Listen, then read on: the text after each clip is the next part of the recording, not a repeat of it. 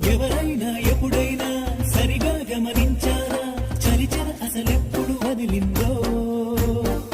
అణువణువు మురిసేలా చిగురాసలు మెరిసేలా తొలిసె గుణం ఎప్పుడు ఎదురైందో